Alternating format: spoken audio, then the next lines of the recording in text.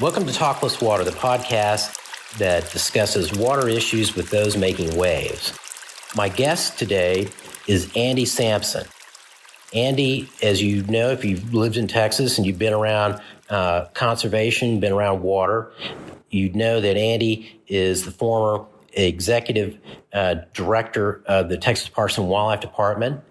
And prior to that, he was head of the Nature Conservancy here in Texas. And more recently, he was the executive director of the Meadows Center for Water and the Environment. Andy and I are here in Austin, and we're going to be talking about water markets in Texas and other water issues, too, that come up. So, Andy, thanks for agreeing to chat with me today. Thank you, Todd. My pleasure.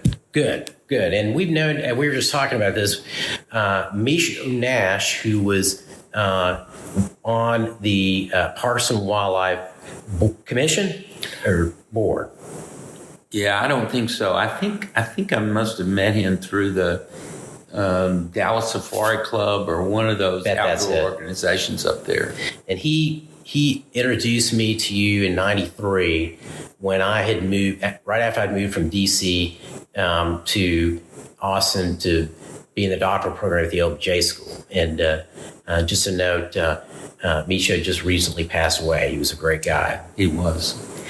So we know each other for a long time, and you've been involved with water issues and conservation issues for quite a while. I'm not going to say how many years. But it's a pleasure just to talk to you about, some water issues that I've been focusing on here recently and like to get your opinion on them. But I do want to start out with a basic question. At what point in your career or when you were in school did you, kind of realize, hey, I might be involved in water issues, or I'm interested in water issues, and where did that kind of spark begin with regard to water for you? Well, probably it began when I was at Parks and Wildlife, and the epiphany was that we had established control and limited entry on bay and estuarine fisheries in Texas, both for finfish and shrimp. We established probably the most elaborate saltwater hatchery system in the United States up and down the coast, but it still wasn't getting us there. And so what we realized was that the real limiting factor is the remaining freshwater inflows into the bays and estuaries with respect to making that a healthy fishery and ecosystem. Well, maybe that's a good place for us to start. So I can say that I was around during the process of trying to figure out what to do with e-flows that began after 2000. I knew there's original work that went on in 85, but we saw that the legislature created a program for environmental flows, and I think that was the same year that maybe the Edwards Aquifer Habitat Conservation Program, or actually implementation program, was created. So that's 2007. So yeah, that was it occurred as a reaction to the San Marcos River Foundation attempting to acquire water right in the San Marcos for the purpose of leaving it in the river. And there was a really dramatic backlash toward that. Well, I had, at that time, the lieutenant governor was David Dewhurst. And he and I had worked together because he had previously been the land commissioner. And so we had a number of different transactions and other types of projects that we worked on. So I knew him. And so, as you may recall, the immediate response to the San Marcos River issue was a bill that was filed in the Senate that would prohibit water rights for environmental flows, period. Right. And so I got an appointment with Dewhurst, and I said, Governor, this is really not a good idea. I mean, and he said, well, what should we do? And I said, well, why don't you create some sort of a stakeholder task force to, develop some legislation to deal with this issue. And he did that. And at the time, I'm thinking that Robert Puente was the chair in the House and Armbruster was the chair in the Senate. And they put together a group that included environmentalists and water utility people largely. Right. I mean, Joe Beal was on it, and I think Ken Kramer was on it, Myron Hess.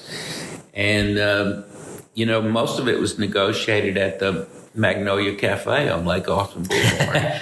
That's where, so I know that's your place that you love to have breakfast, and I've had breakfast with you. Gone. Oh, is it closed or is it something else? It's some sort of a fried chicken place now. I haven't gone back. Anyway, so one of the things that I remember about it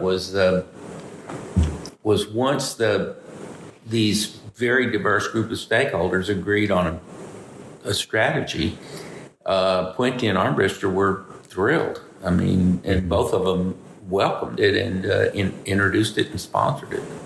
So, in the interest of full disclosure, when that permit was filed by the San Marcos River Foundation, I was working for the Guadalupe Blanco River Authority, and that permit was something that the River Authority was keenly interested in about whether it might impact the senior water rights the River Authority had at the end of the river.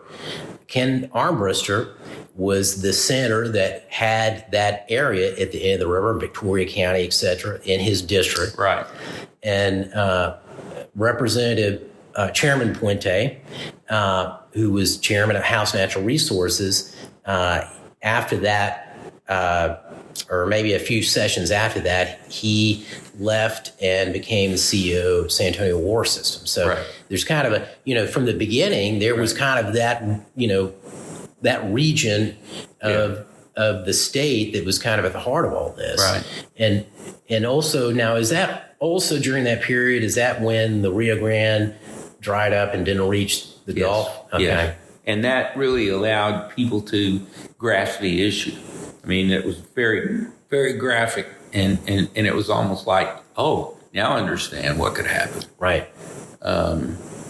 Unfortunately, in my view, and I'm probably not as close to it as I should be in order to make this kind of statement, but it's my belief that the TCEQ has never approved measures that the stakeholder committees and science advisory committees have recommended. That was my next question. How you think after 15 years? Yeah, very disappointing because the lack of resolve on the part of the commission to accept the recommendations of the science groups and stakeholder groups. So it's been disappointing.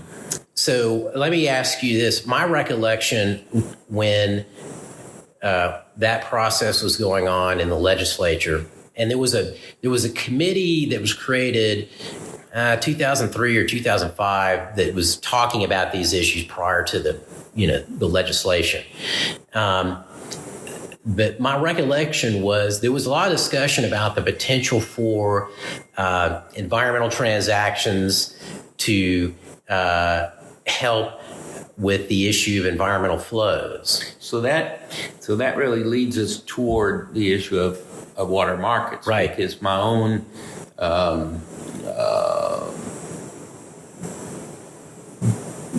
entry into that whole sort of issue was to try to find a way to use markets to address environmental flow issues, which is still a topic. Right.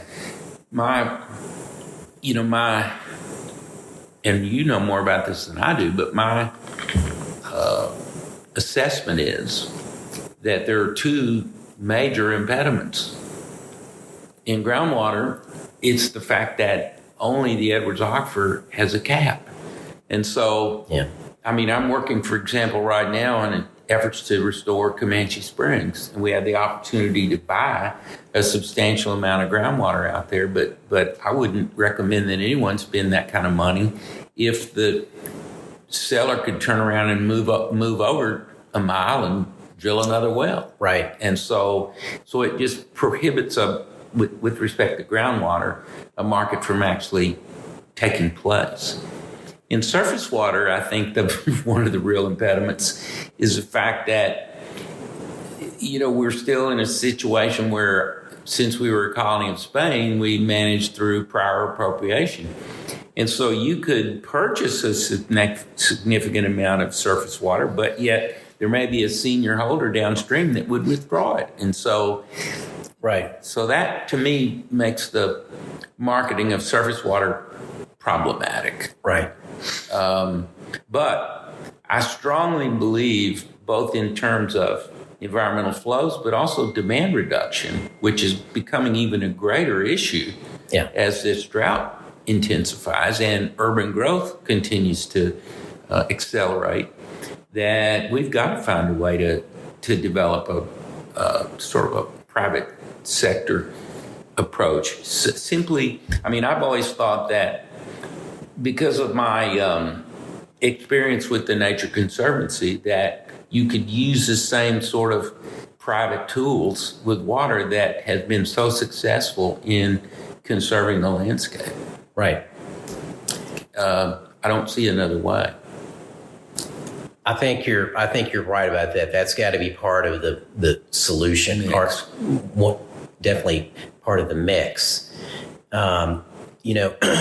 We'll see how it turns out. But I think, the research that I'm working on right now on the Edwards market, might help with that. I think people they don't know how prices have changed. And right. I think they get the impression that if a market's created and they have groundwater rights, or they've got groundwater in that area, that somehow it might not benefit them, but I think it might. Yeah, who knows?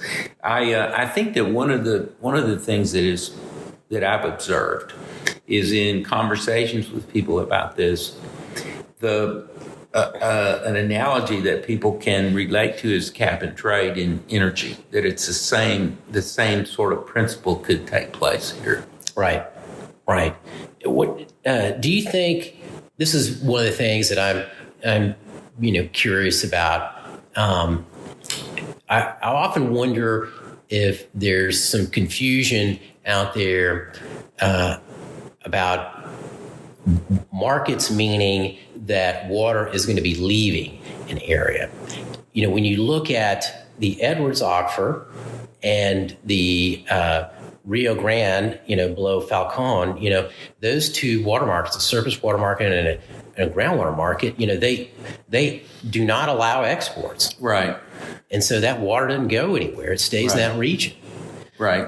And I often wonder if there is confusion about interbasin transfers and pipelines being part and parcel to markets, which they're not. Right. I guess they could be. They're not a priori. Yeah.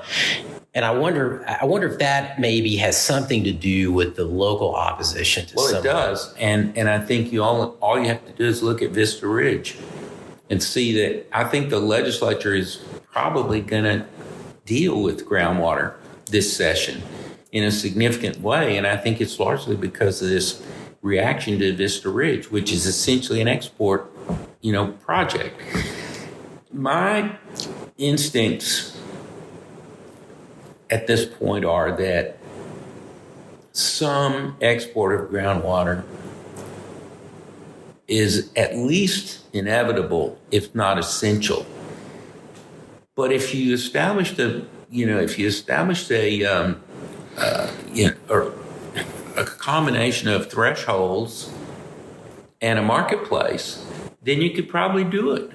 But other than that, I can tell you the issue that we're facing out in Pecos County is, export of water to Midland, San Angelo, and Abilene, from Pecos County.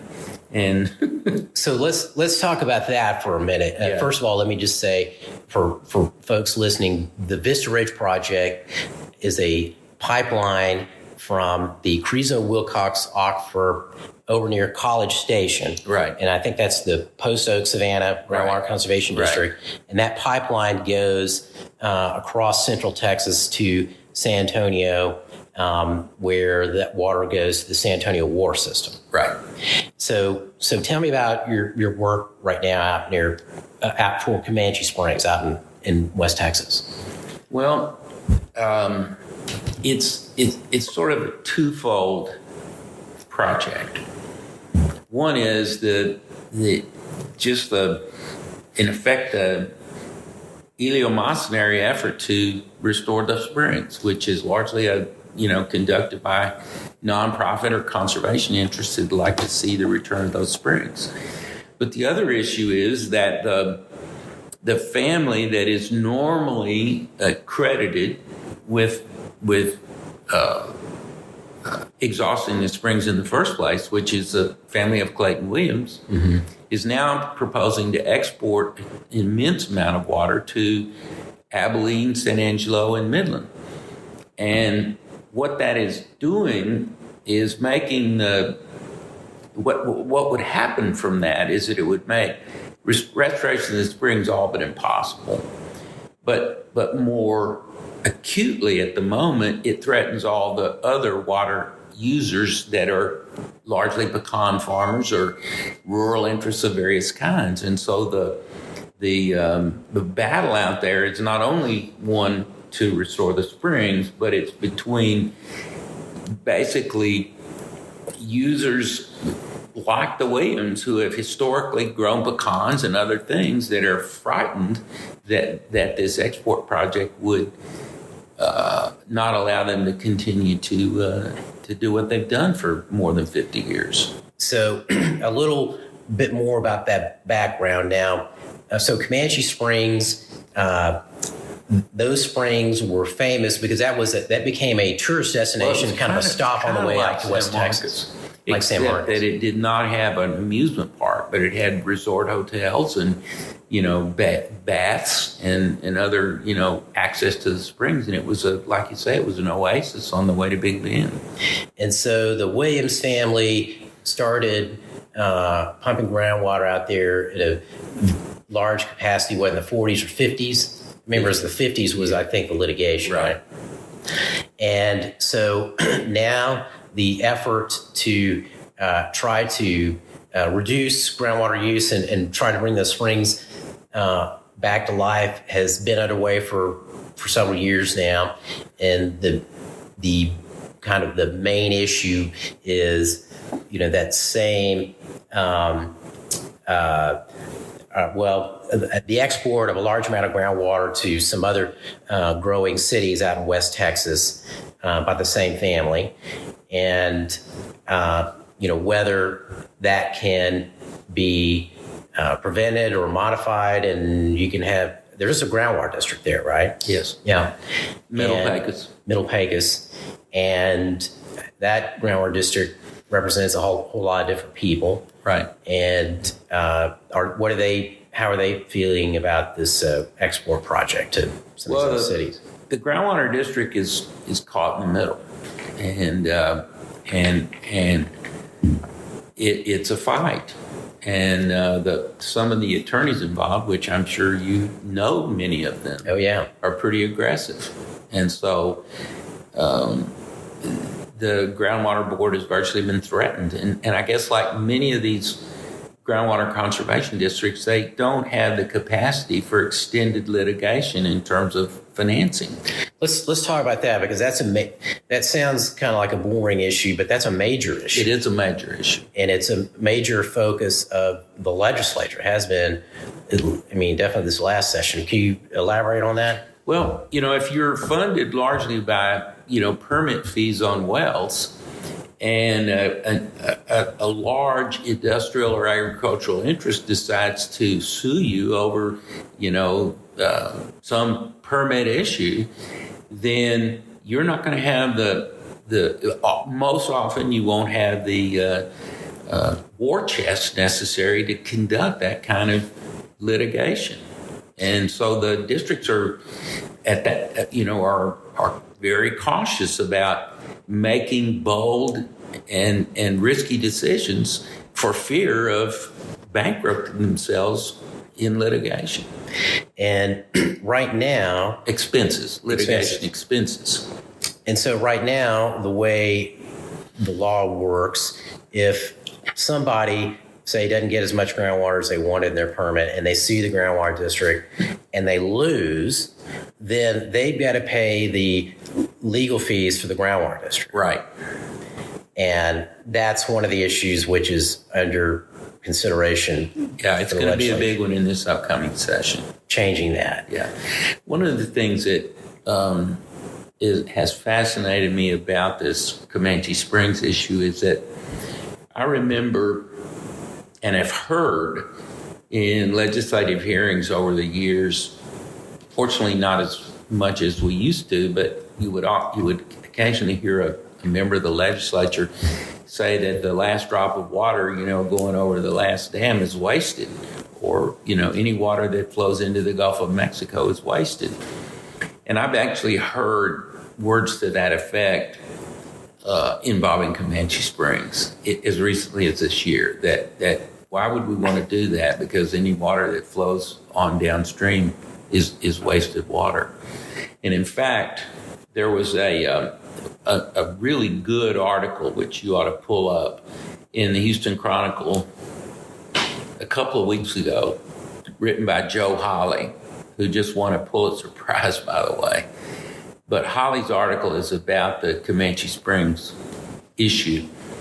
And I believe that one of the members of the Williams family was essentially quoted to that effect in the article, that, water is for consumption, and we don't need to be wasting it by letting it flow downstream. So, I can tell you, I'm not going to name which one, but when I was working for GBRA and involved with the Edwards issue, right? I remember a chairman of the Edwards Authority Board essentially saying the same thing. Yeah. Any water that goes out of those springs, Kamal and San Marcos Springs, and heads down to the Gulf, that's what water is wasted. Right.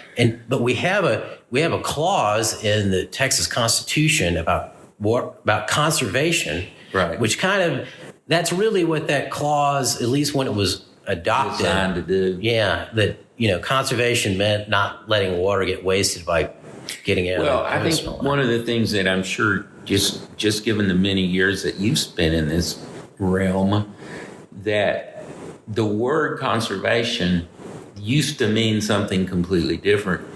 I remember when we first advertised the endowed professorship in the geography department at Texas State in water conservation, that many of the candidates that applied for the job from around the country were defining conservation in the old way, and that is construction of reservoirs or...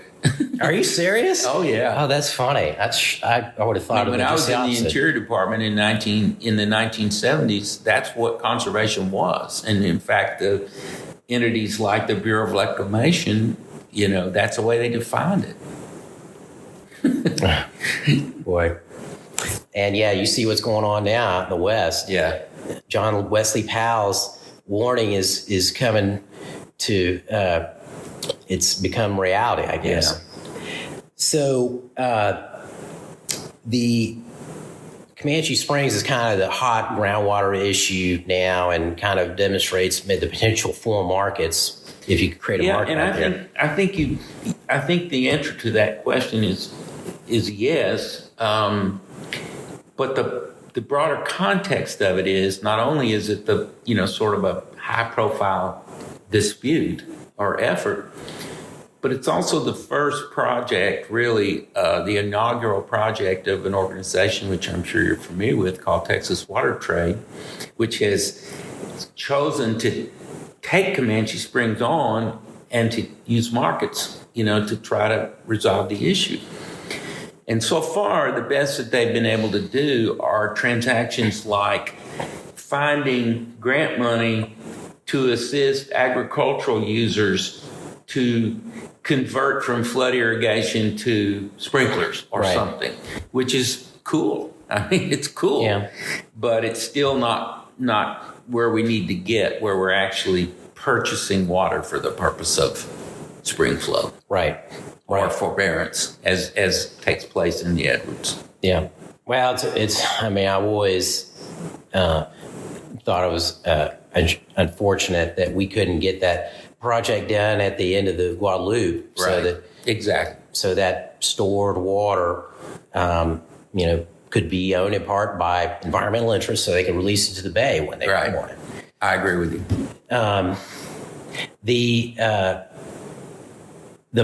What I'm wondering is if the interests out in the Comanche Springs area or other areas, we're able to see how markets would add to the value of their rights. This is one of the things about the Edwards is that, I think there was the concern before the Edwards Aquifer Authority was created and the groundwater market was created that hey, we're losing something if the resource is regulated. These are the people who had wells or had land over the aquifer who wanted to use some of that water. Right. But by creating the market and limiting the amount of water that could be used by everybody during certain periods, that their water became really valuable. I mean, that's how you really make money is you manage the resource sustainably and limit it, and so that the water rights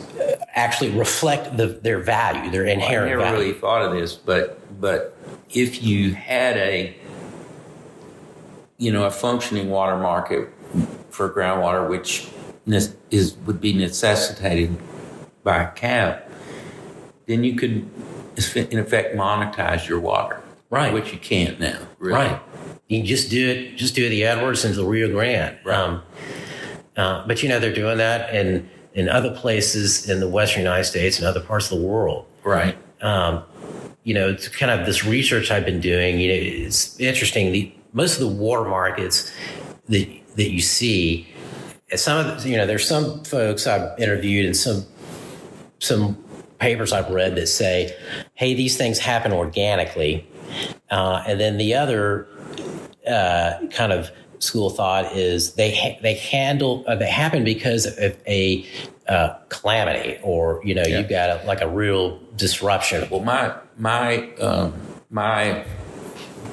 statement there, and no one I think knows as much about this as you do.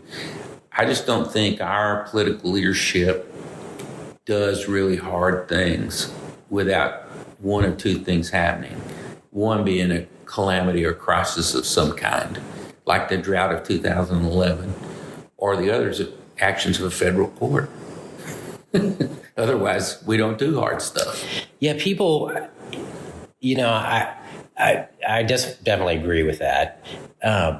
And I think sometimes, what they're reacting to is how scared people get about when you're going to do something like that. What's that going to mean?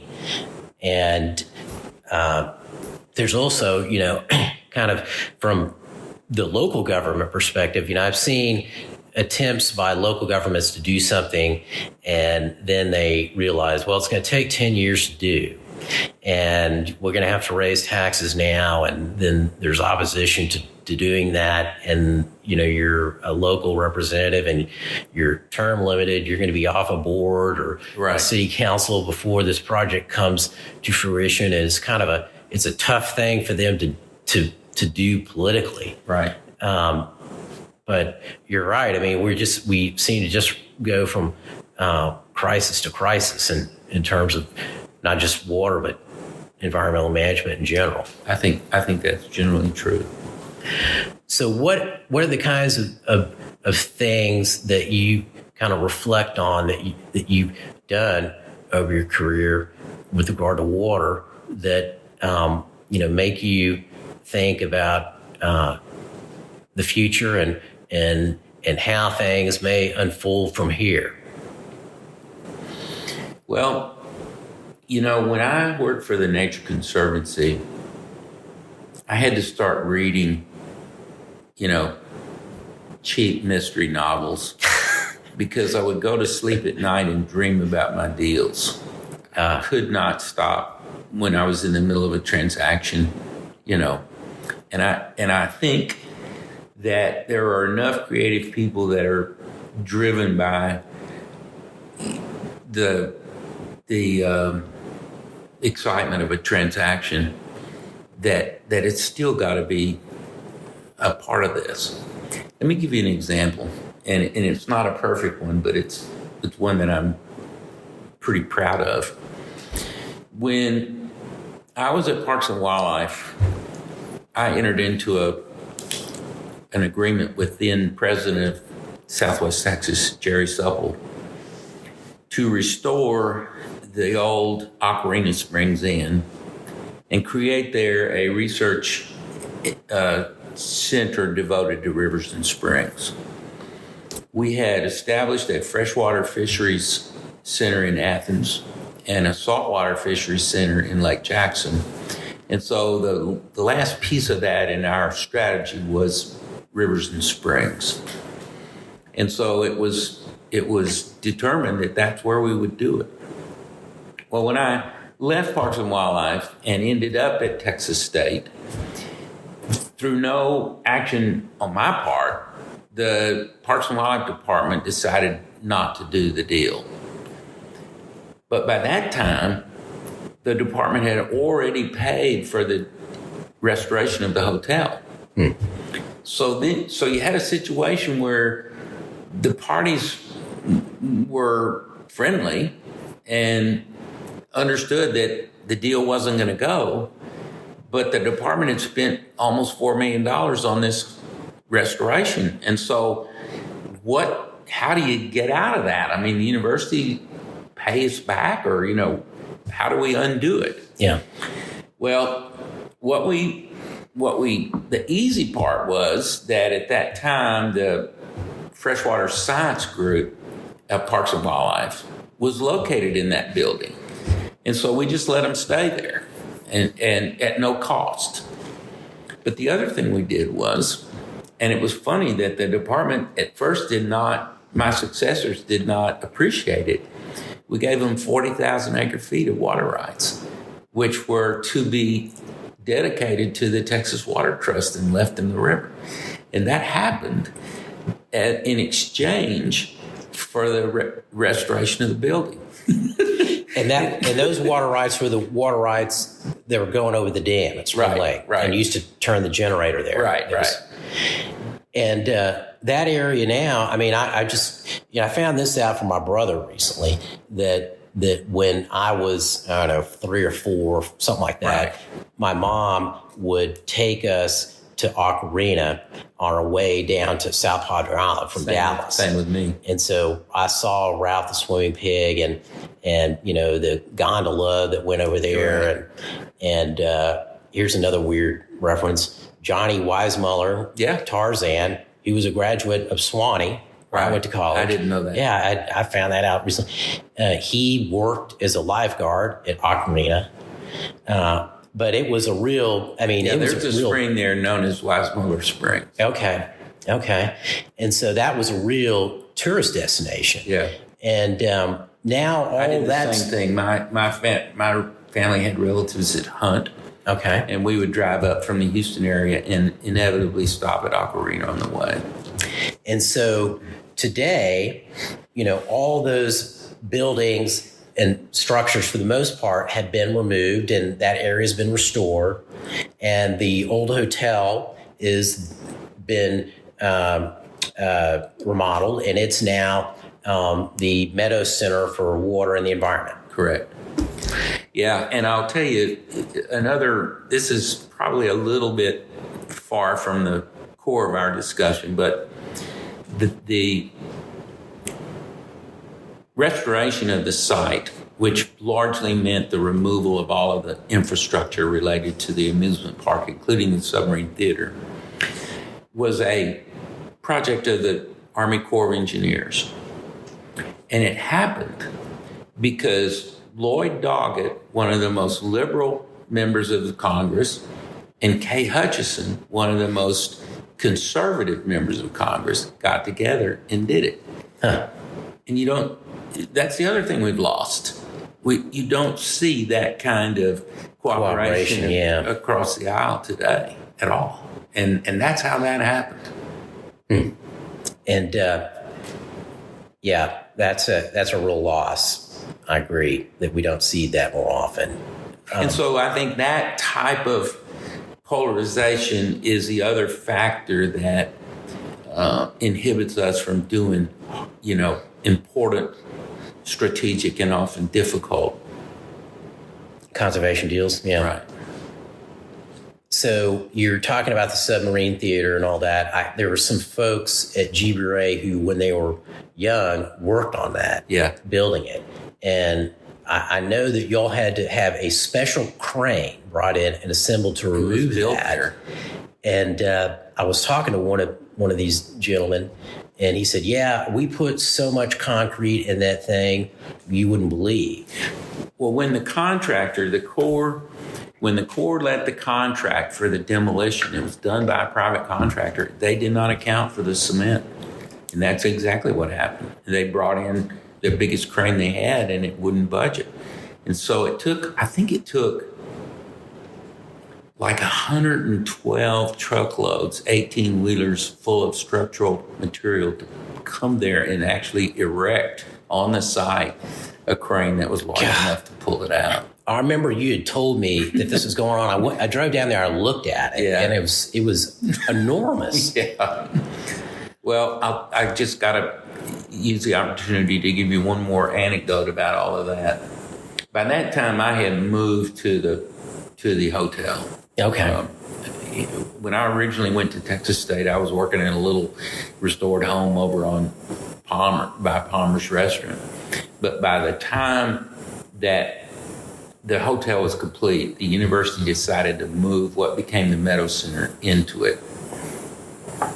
And so, one of my first concerns being responsible for the site was this deteriorating infrastructure from the amusement park. Well, I couldn't get the university to make it a priority in terms of federal assistance. Until one day I was out with my class in the evening, and one of my students looked up at there was a tower, sort of like the one in San Antonio or in downtown Dallas, had a rotating restaurant or something like that on the top of it. Yeah. And this kid looks up at me and he goes, "You ever been up there at night?"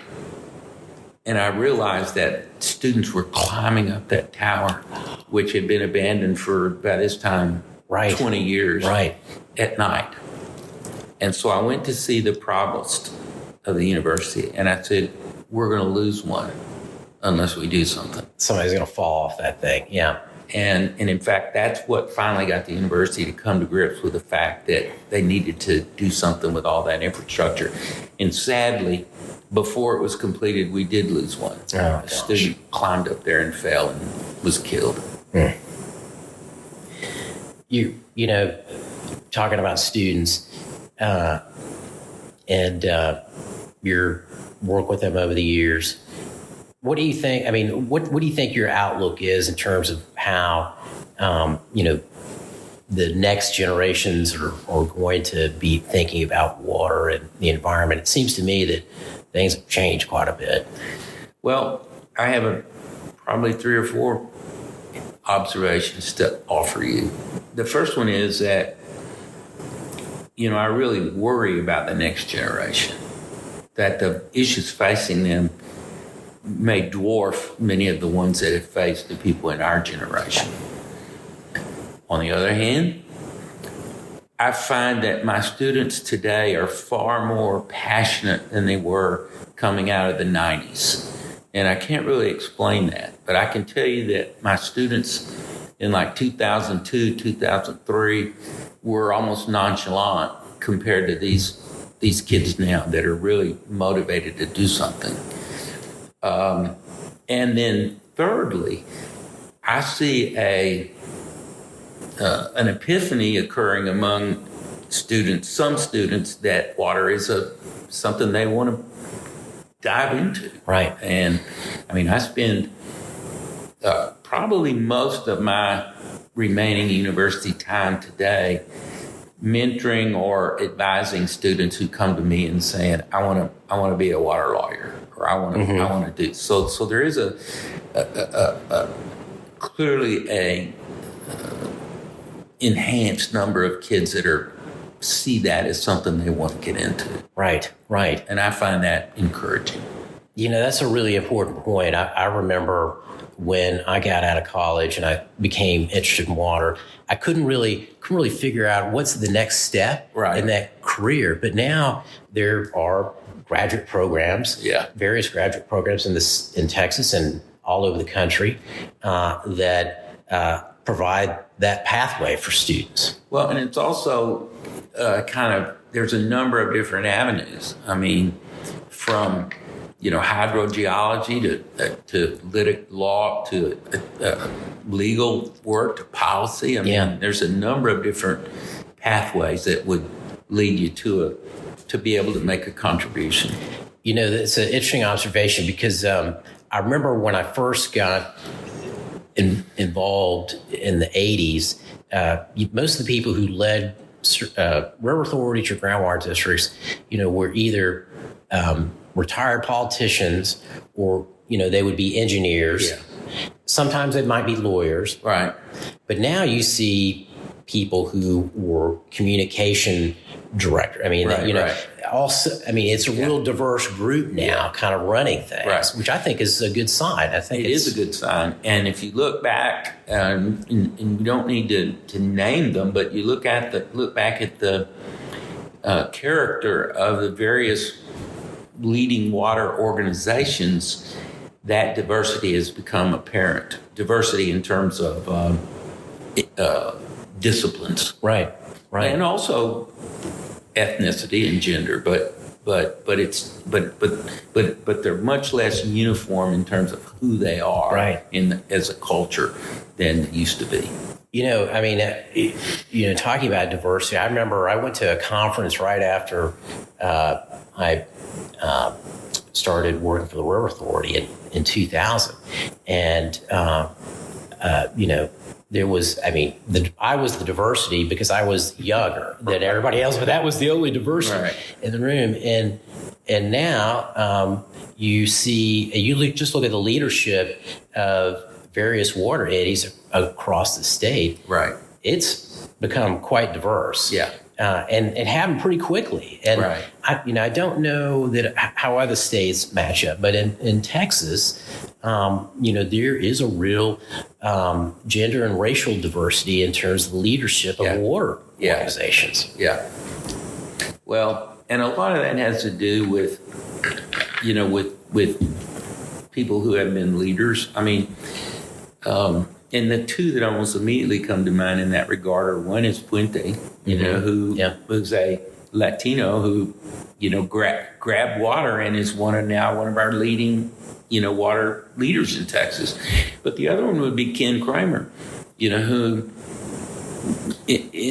when I first started going up to the legislature in, the late 80s and early 90s, you would never have seen the level of respect for environmental leaders that you do today. And it's largely because of people like Ken and Myron Hess and others that have gained legislative respect. Yeah, it's very interesting when you kind of think about, we were talking about earlier about Carol Baker. Yeah. We're talking about kind of the polarization that exists politically. But, when you get down to the level of detail on issues and water issues, it's a lot less.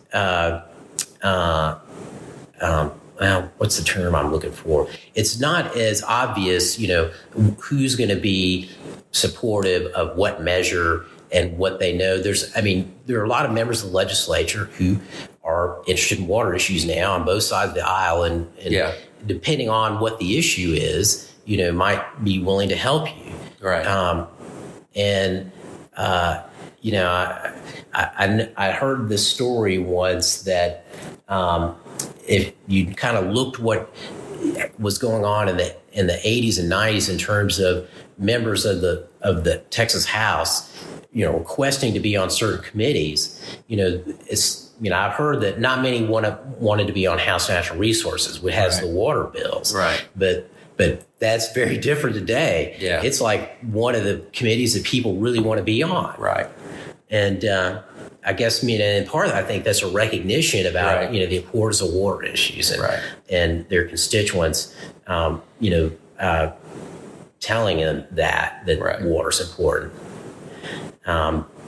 Well, how do you think we're going to do here as the summer unfolds in this drought? And there's a lot of attention on water use again, which is, it seems like in the press, it kind of is cyclical with drought.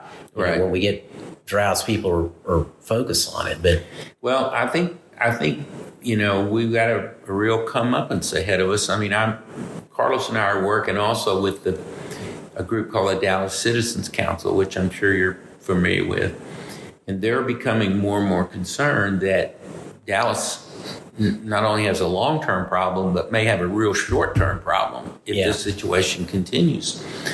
And the only real answer in the short term is demand reduction. Right.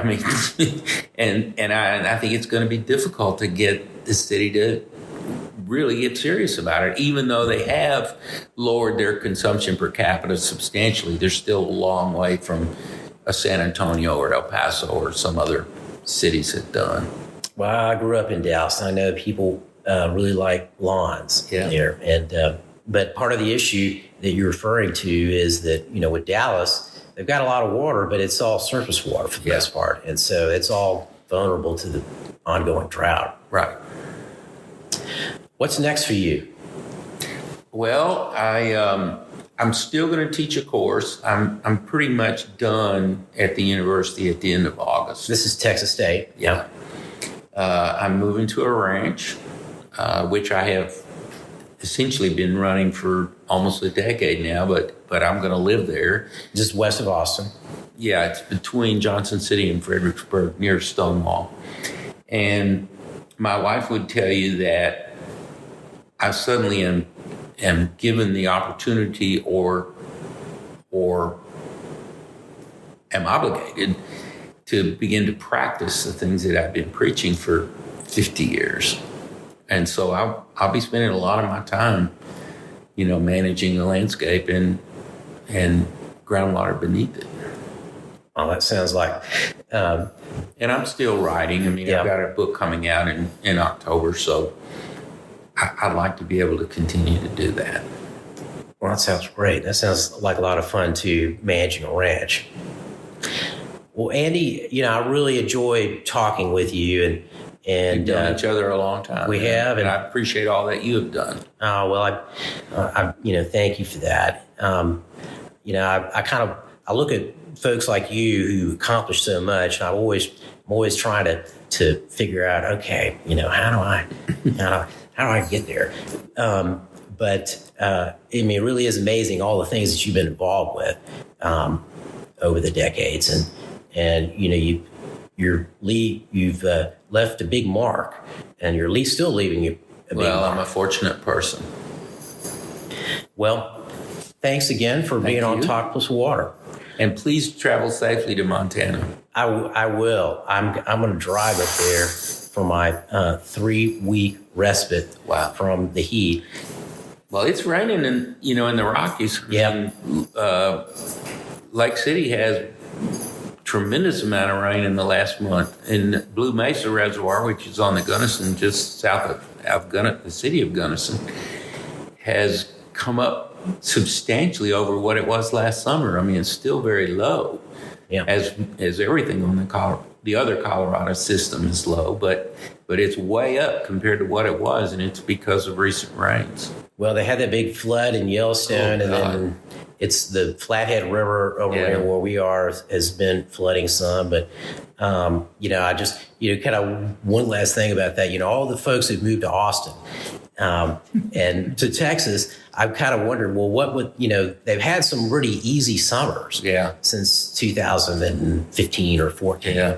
And, now they're kind of getting an experience of what it can be like. Yeah. And, the second part of that is it's not necessarily going to cool off when we get to September. I mean, it can go until mid-October, late October. I'm afraid we're in for it. And it appears to me, and I'm not an expert on the weather, but it does appear to me that when I grew up on the Texas coast, in the Houston-Galveston area, we would have literally several hurricanes every summer. Fortunately, most of them were not severe enough to do huge damage like Carla or Harvey. But now those hurricanes are going east. I mean, it must have something to do with weather change, but we're not getting them like we used to. And that provided us with a lot of the moisture that we enjoyed in those days. It did. And but I always say, when you're in a desperate situation, when you're like hoping that hurricane's going to steer towards you. Exactly. And I've heard that on the, on some of the weather people on the news say that. Right. We're going to miss it. Yeah. Yeah. Well, once again, I'm grateful that people like you have committed themselves to it, because it's, I guess I wouldn't have said this 30 years ago, but it's hard for me to imagine a greater natural resource challenge facing us here in Texas than water. And everything else is related to it: wildlife, outdoor recreation, condition of the landscape. I mean, it all boils back down somewhat to water. Right. Well, I think the good news is that, the work that you've done and others have been doing has provided a range of options for people. And so, we'll see how they choose or choose not to take advantage of some of those options and deal with these issues. I'm optimistic, I think, at the end of the day. Well, sometimes I often, over the years, will conclude a speech by taking questions, and inevitably, the first question will be, well, with all those dire statistics that you've quoted, how in the world can you be optimistic? And the only answer I have is, that's my way. Right. If you're not, you're gonna be, I don't know, you're gonna quit and go do something else. I mean, if you can't figure out a way to see, the light at the end of the tunnel, or you have to believe that our best days are ahead. Right. Otherwise, I agree. So thank you. Andy, thank you. And this has been Texas+Water. My guest today has been Andy Sansom, who was the head of the Texas Nature Conservancy, and then the executive director of Texas Parks and Wildlife, and then the executive director of the Meadows Center for Water and the Environment at Texas State University in San Marcos. If you like today's episode, please consider giving it a like. And that's it. This is Todd Votteler, your host, saying, let's talk water again soon.